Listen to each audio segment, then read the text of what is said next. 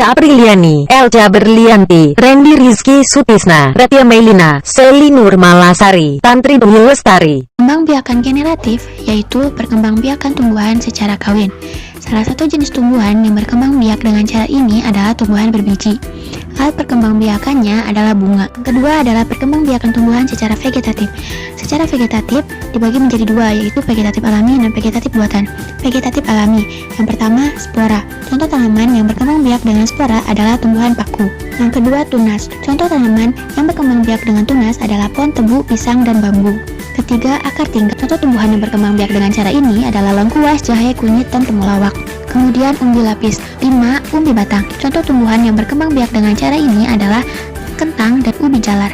6. Geragi. Contohnya adalah tanaman stroberi, pegagan, dan rumput tek. Kemudian 7. Tunas adventif. Contohnya adalah tanaman cocor bebek. Kemudian vegetatif buatan. Perkembangbiakan vegetatif buatan ini adalah sengaja dilakukan oleh manusia. Manfaat perkembangbiakan dengan cara vegetatif buatan yaitu kita bisa mencangkok, stek, dan menyambung atau menempel. Perkembangbiakan hewan di sini ada yang dinamakan dengan generatif. Generatif adalah perkembangbiakan tumbuhan secara kawin ataupun pembuahan. Perkembangbiakan generatif yang pertama ada ovipar. Ovipar di sini adalah salah satu cara perkembangbiakan hewan dengan cara bertelur. Contohnya adalah hewan ayam. Bang Jago, sorry Bang Jago, ampun Bang Jago. Yang kedua ada vivipar. Vivipar di sini adalah salah satu cara perkembangbiakan hewan dengan cara melahirkan. Cara perkembangbiakan ini pada umumnya terjadi pada mamalia atau hewan menyusui. Contohnya adalah hewan kucing. Yang ketiga ada namanya ovovivipar. Adalah salah satu cara perkembangbiakan hewan dengan cara mengembangbiakan telur di dalam tubuh induknya. Nah, contohnya adalah kuda laut. Perkembangan vegetatif adalah cara reproduksi makhluk hidup secara aseksual. 3 cara reproduksi vegetatif yaitu membelah diri, tunas, dan fragmentasi. Perkembangbiakan manusia. Alat perkembangbiakan manusia pada perempuan terdiri dari vagina, serviks, rahim, saluran telur, dan indung telur.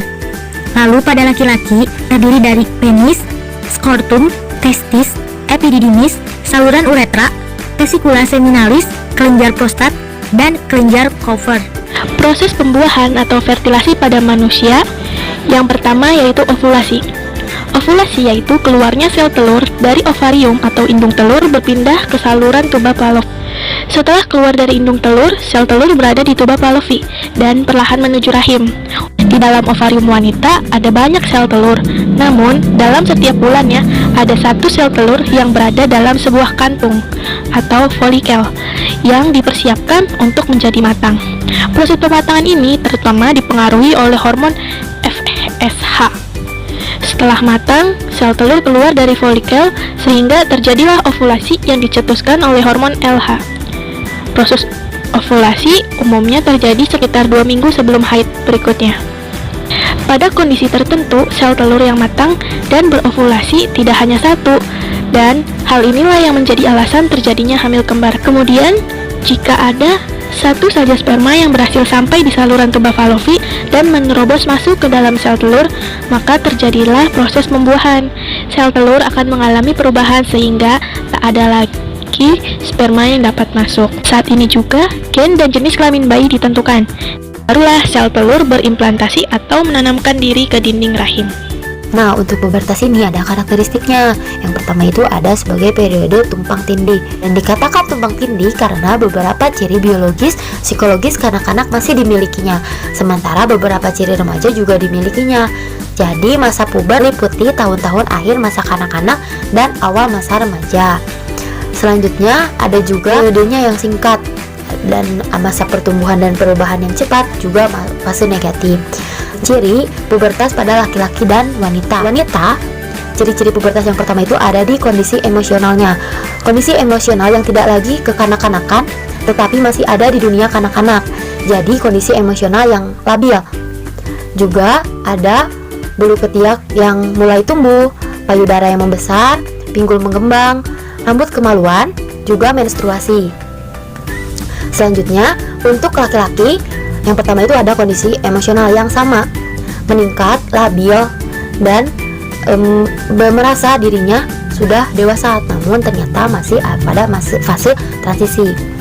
Kulit wajah yang berminyak, suara yang berubah, lebih terbuka dan lebih besar, bulu ketiak yang mulai tumbuh, rambut kemaluan juga sama, dan ejakulasi. Menjaga organ reproduksi. Nah, yang kesatu yaitu kita harus menjaga kebersihan area alat kelamin.